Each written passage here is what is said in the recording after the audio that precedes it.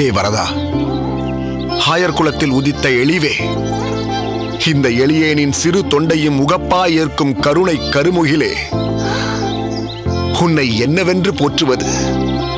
பொன்னை கொண்டு உரைகள் மீது நிறமெழ உரைத்தார் போல் உன்னை கொண்டு என் நாவகம் பால் மாற்றின்றி உரைத்துக் கொண்டேன்.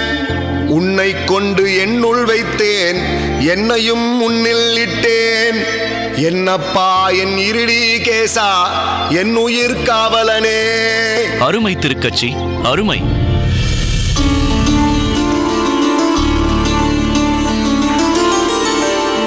வாசிராளா, உன்னை பார்த்து வெகு நாட்களாகிவிட்டதே. ஆம் திருக்கட்சி, வியாபார விஷயமாக சில மாதங்கள் வெளியூரிலேயே தங்க வேண்டி வந்து விட்டது. சரி, அதை விடு, உம்மை பற்றி சொல். பாமாலை தொடுக்காமல் நீர் பூமாலை தொடுப்பதில்லை போலிருக்கிறதே. எல்லாம் சூடிக் கொடுத்த சுடற்கொடி அந்த ஆண்டாள் நாச்சியார் கற்றுக் கொடுத்த பாடம்.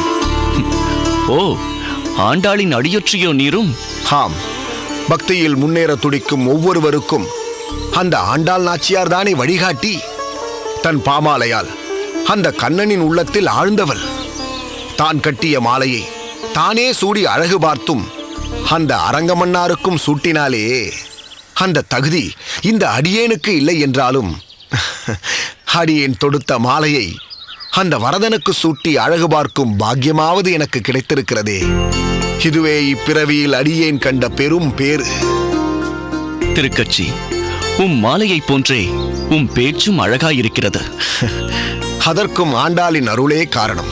ஏனென்றால் 30 பாசுரங்களையும் கசடர கற்றவர்களுக்கு வாக்குவன்மை தானாகவே கைகூடும் என்பது திண்ணம். அது மட்டுமல்லாமல் தன் இனிய சொற்களால் பெருமாளுக்கே கோரிக்கை வைத்தவள் அல்லவா அந்த ஆண்டாள். அது என்ன திருக்கட்சி?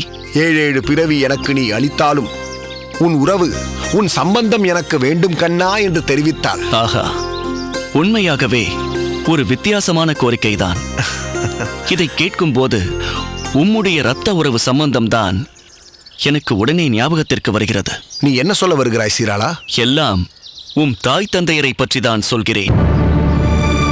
அந்த வரதராஜ பெருமானிடம் நித்திய சம்பந்தம் வைத்துக் கொண்டுள்ள நீர் பெற்ற தாய் தந்தையர் உறவை அறவே துறந்து விட்டீரே. இது நியாயமா? தங்களை பிரிந்து அவர்கள் மிகவும் தவிக்கிறார்கள். அடியேன் எதையும் நியாயப்படுத்த விரும்பவில்லை சீராளா. என் பெற்றோரை ஒதுக்க வேண்டும் என்று அடியேன் என்றும் நினைக்கவில்லை. பெருமாளுக்கு அடியேன் செய்யும் சேவையால் அவர்களும் நன்மை அடைய வேண்டும் என்றுதான் நினைக்கிறேன். சில வருட காலம் தொடர்புள்ள மகனை பிரிந்ததற்கே என் தாய் தந்தையர் வருந்துகிறார்கள் என்று நீ சொல்கிறாயே. அனாதி காலமாக நம்மோடு நித்தியமான தொடர்புடையவன் அந்த வரதன். அனைத்து ஜீவராசிகளுக்கும் தாய்க்கு தாயாக, தந்தைக்கு தந்தையாக இருக்கும் அவனை கர்மவினை எனும் பந்தத்தால் இத்தனை ஜென்மங்களாக நாம் அவனை பிரிந்திருக்கிறோமே.